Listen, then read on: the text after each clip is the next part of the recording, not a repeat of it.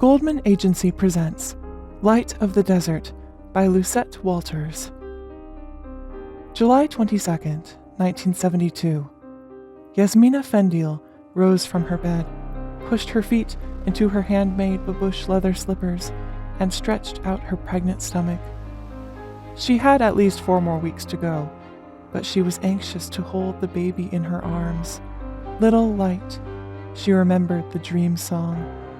She should tell her mother about it, Yasmina thought, making her way to the adjoining room.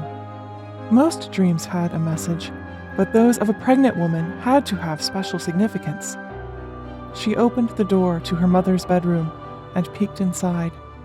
Beneath a silver satin comforter, Sultana Marietta, a petite woman in her late 50s, was snoring, her wiry gray hair spread wildly around her pillow. Yasmina decided to let her mother rest.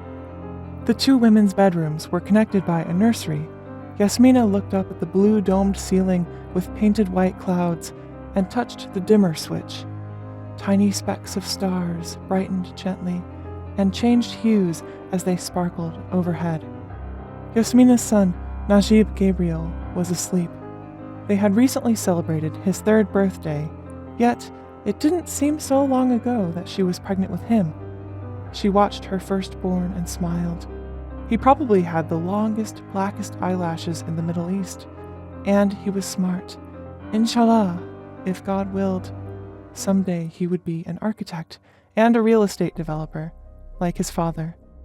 Carefully, she replaced the blue satin down comforter he had kicked onto the floor. She bent to kiss him, but decided not to risk waking him. Silently, she returned to her bedroom suite and opened the glass doors to her veranda. Lowering herself on a chaise longue, she sank into the billowy mounds of cushions. She had experienced mild abdominal discomfort during the night, and her ankles were swollen. She propped her legs up on 2 thick pillows and marveled at the deep royal blue blanket of sky, dotted by sparkling stars. She inhaled the cool, fragrant air, sweetened by the rose bushes and plumeria trees in the garden below. She knew that the day before she had stood in the kitchen longer than she should have, but a good molokheye took hours to prepare, and she could not disappoint her husband. The tasty spinach-like leaves that grew along the Nile were sent weekly from Egypt to Yasmina's kitchen. She had chopped the dark green leaves very fine and slow-cooked them in chicken broth seasoned with garlic, onions, coriander, cumin, and other spices fresh from her mother's herb garden. The mouth-watering aroma that wafted out of her kitchen every Friday drew the entire household like children to candy. As the stars faded with the indigo of night, Yasmina tried to remember her dream. She had a strong sense that this baby would not be a boy. The thought of a baby girl made her happy, even though she knew her husband would be disappointed. He wanted Najib to have a brother. She dozed off. When she opened her eyes, she spotted a shooting star. Its brilliance lingered just as the brightening sky announced the sunrise. A warm liquid flowed out of her. No, this could not be.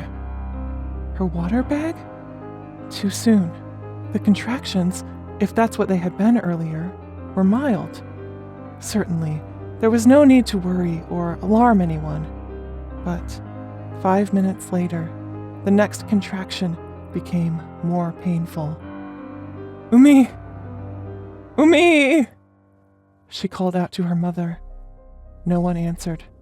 She began to breathe methodically, the way her mother taught her during the first pregnancy, but at that moment, she could not recall what else she was to do, except beg Allah for the pain to subside. She tried to relax before attempting to reach her mother's room, but the next cramp was long and acute, and Yasmina couldn't help but cry out, "Help me! Ya Allah!" Still, no one heard. To learn more about this exciting book, visit Amazon or Barnes & Noble booksellers and purchase Light of the Desert by Lucette Walters today.